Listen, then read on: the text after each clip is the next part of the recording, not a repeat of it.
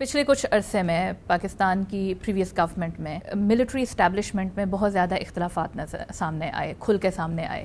سیاسی جماعتوں کے ساتھ پہلے ہی سے اختلافات چل رہے تھے.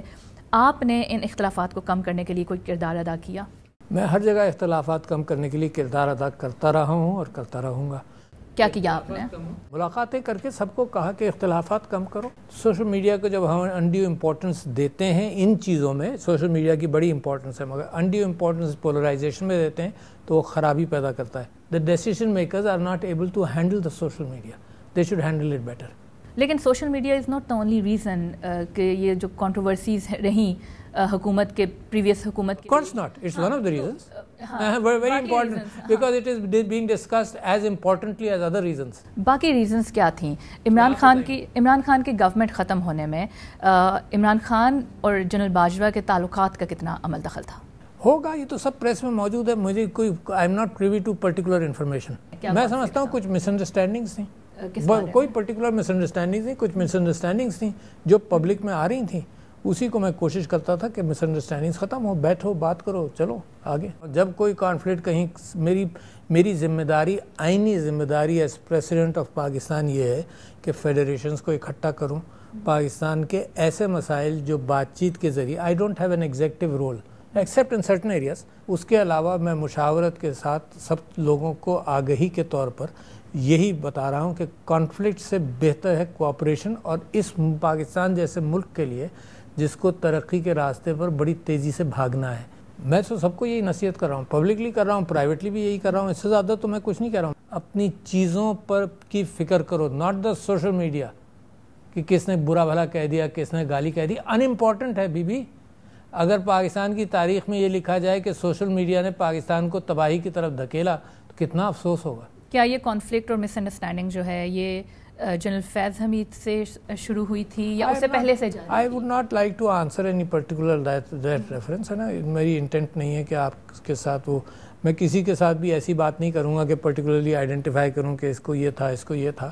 بٹ میری کوشش یہی ہے کہ ایسے ایشوز کو درگزر کیا جائے. تو یہ بات سمجھ کیوں نہیں آئی؟ کیونکہ آپ یہ کہہ رہے ہیں کہ آپ اس پہ بات نہیں کرنا چاہتے، لیکن یہ جو پولیٹیکل انسٹیبلٹی تھی. بیوی آپ یہ بتائیے، آپ کے میرے خاندان میں جھگڑے ہیں، 20 سال کے ہیں، نہیں سمجھ آتی. زیادہ ریلکٹنٹ کون سا گروپ تھا؟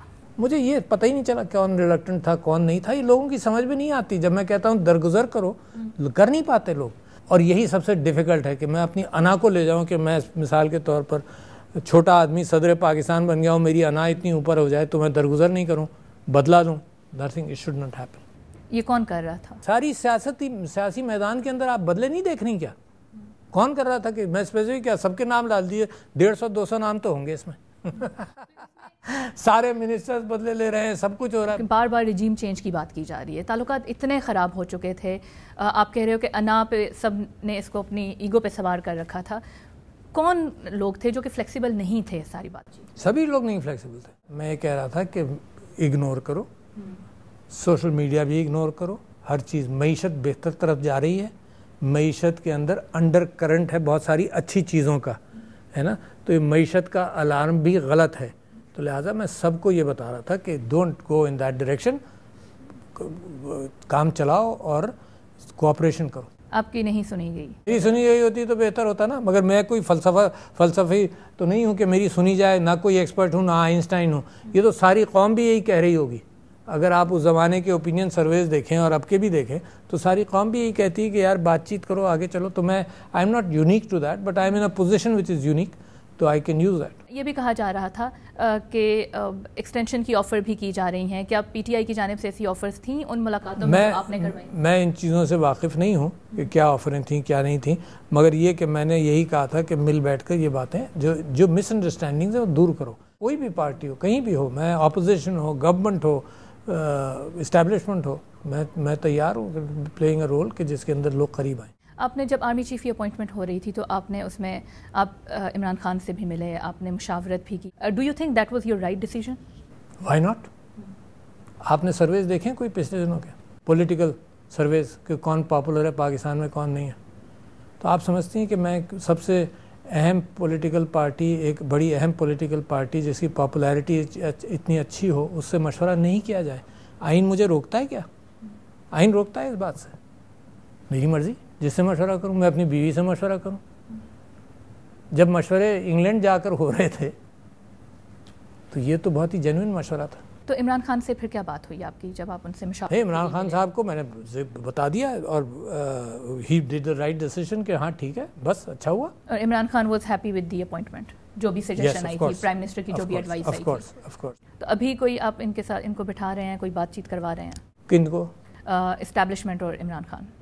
نہیں، موجودہ گورنمنٹ اور عمران خان. اس کی کوشش کچھ دنوں سے میں نے نہیں کی، مگر آپ کے تھرو بھی ایک میسج ہے کہ بیٹھنا چاہیے ان کو.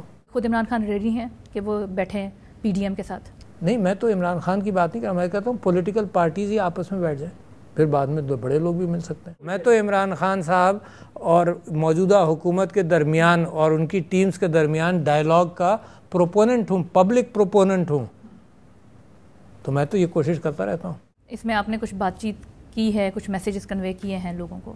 مجھے تو لگتا ہی ہے کہ موجودہ گورنمنٹ اس میں ٹال مٹول زیادہ کر رہی ہے نا، مگر یہ کہ جب بھی میری گفتگو ہوئی ہے تو انہوں نے حامی تو بھری ہے کہ بات چیت ہونی چاہیے، مگر ریزلٹس میں نہیں دیکھتا.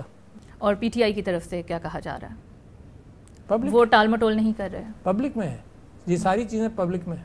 ابھی آج آپ کیا کر رہے ہیں جو ملک میں پولیٹیکل ایک ہیجان کی کیفیت ہے اس کو ختم کرنے کے لیے؟ کہ the political party should come together تاکہ ایک مینڈیٹ کی کیفیت پیدا ہو. الیکشنز کا سال ہے، الیکشنز ہونے چاہیے، جلد یا دیر یا آپس میں طے کریں آپس کے اندر.